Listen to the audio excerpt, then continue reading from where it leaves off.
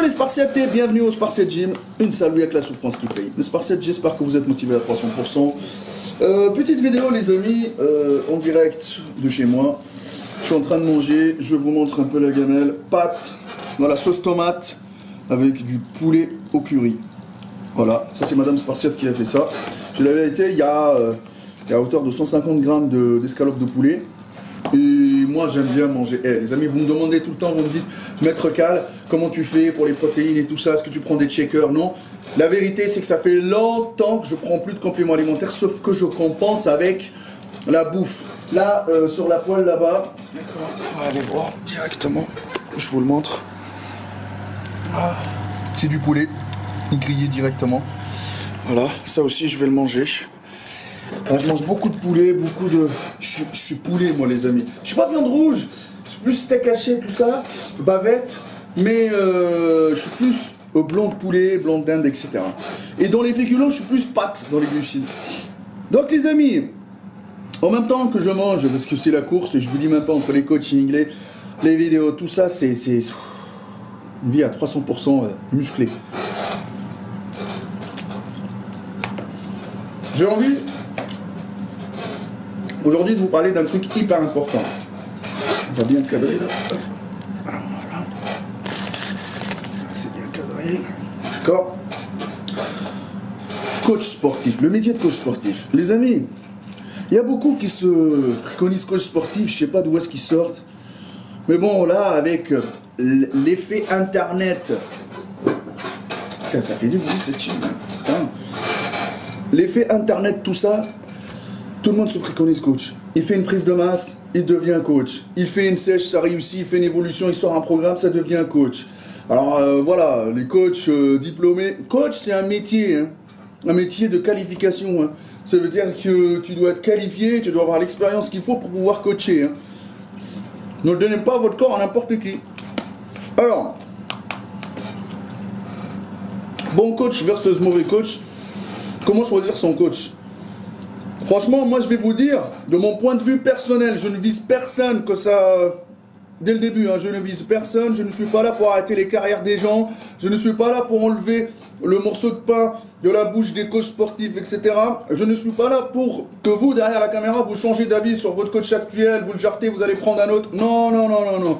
Vous pouvez partager votre expérience de coaching dans les commentaires, dans le respect de votre coach.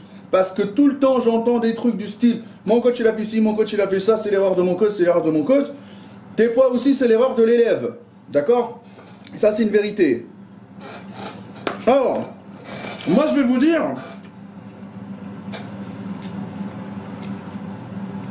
Si votre coach n'a pas ce que je vais lister là, les trucs que je vais lister, pour moi, pour mon avis personnel, ça ne peut pas être considéré comme un bon coach à choisir.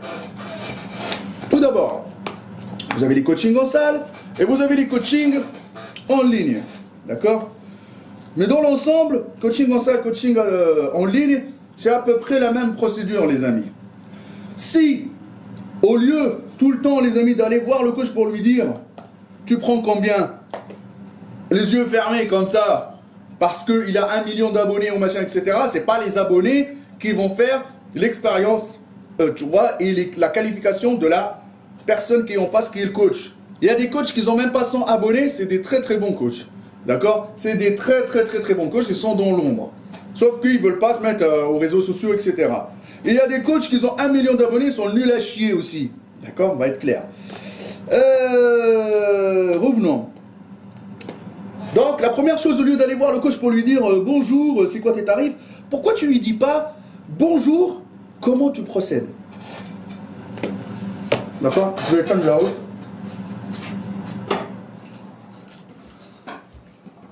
Bonjour, comment tu procèdes? Si tu me prends en coaching, comment tu procèdes? C'est quoi ta façon de travailler? Alors, un bon coach, qu'est-ce qu'il va te dire? Moi, je procède de la façon suivante. Tu m'envoies des photos, je regarde ton niveau actuel, je te donne des conseils avant même de commencer. Ça arrive, le truc qu'on appelle l'avant-coaching. L'avant-coaching, la personne elle prend le temps. Et là, tu sens que le coach, il est passionné. Et il prend soin aussi de prendre le temps pour chaque personne qui vient lui parler. Et ça, c'est hyper important. Le temps. Parce qu'un coach disponible, d'accord, il va t'aider beaucoup. Tu vas te sentir à l'aise. D'accord, tu vas dire à chaque fois que j'ai un problème, je peux l'avoir au téléphone ou je peux lui envoyer un message et me répondre directement, tac tac. Il y en a, tu lui envoies des mails et te réponds une semaine après, tu as déjà trouvé la solution à ton problème. Donc la première chose à dire, c'est que la façon dont le coach procède. Si le coach, il a une façon bien élaborée, pédagogue, dans sa façon de travailler, cette personne-là, vous pouvez continuer à l'étape 2. L'étape 2, c'est de lui faire confiance, lui envoyer tes photos, etc. pour qu'il puisse les analyser et par la suite donner son avis professionnel pour te dire que moi, je pense que ton corps, il a besoin de ça, ça, ça, ça, ça. Et je pense que dans le passé, tu as fait ces erreurs-là. Et là, tu commences à dire, ce coach-là, il est professionnel. Deuxième chose, c'est ton souhait personnel. Le souhait personnel, c'est quoi? J'ai envie de prendre de la masse, j'ai envie de sécher, j'ai envie... Donc, je me dirige vers un coach. Le coach qui est à l'écoute de ses futurs clients. Voilà, il y a ça, je veux faire ça. Et en même temps, le coach qui ne te vend pas de rêve. Le coach qui te dit...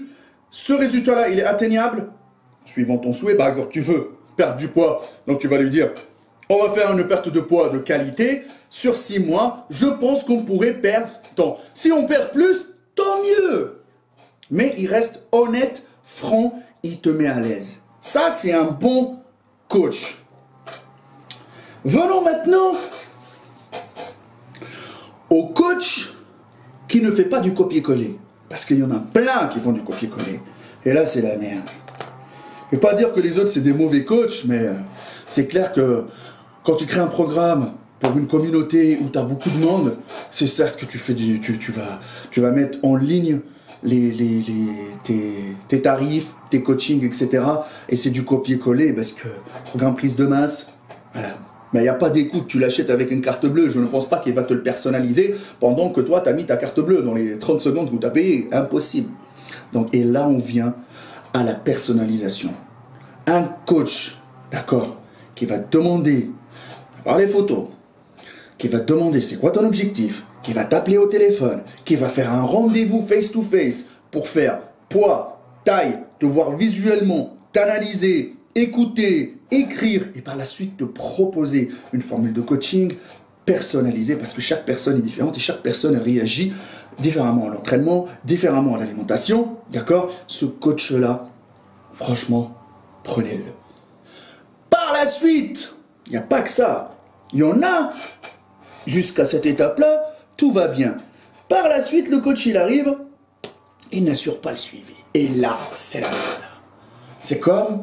T'achètes une télé avec une garantie, elle casse et il n'y a pas le service après-vente. Il faut avoir le service après-vente. Il faut que le coach assure le suivi à 300%. Pourquoi? Des fois, on fait les trucs bien et ça ne marche pas. Donc, à certains moments, la personne, elle se lasse. Par exemple, au niveau du régime alimentaire, il faut lui modifier les aliments. Au niveau de l'entraînement, il y a des exercices qui passent plus que d'autres. Donc, il faut réviser aussi le programme d'entraînement. Il faut motiver aussi son client, prendre de ses nouvelles, d'accord, à chaque fois, ça fait toujours plaisir, un petit message de suivi, ça fait toujours plaisir pour le client. Je sais que quand les gens, ils en ont plein de personnes, c'est compliqué à faire ça, mais moi, je pense qu'un beau coach, il faut qu'à un moment donné, il précise un seuil, comme ça, il garde la qualité du coaching. Maintenant, passons à un dernier truc qui est choisir son coach suivant le profil physique et le palmarès. Je suis d'accord. Un coach qui a préparé beaucoup d'athlètes, un coach qui a fait des palmarès de ouf, un coach qui est passionné, ça se voit. Mais on est en 2021 et la crédibilité du coach aussi, elle rentre dans son physique. C'est sa vitrine. On ne demande pas un physique énorme. Il y a des gens qui ont des physiques lambda, ils ont des bons conseils. Mais le problème, c'est que les gens, ils sont pas dirigés par ces gens-là parce que ça les attire plus.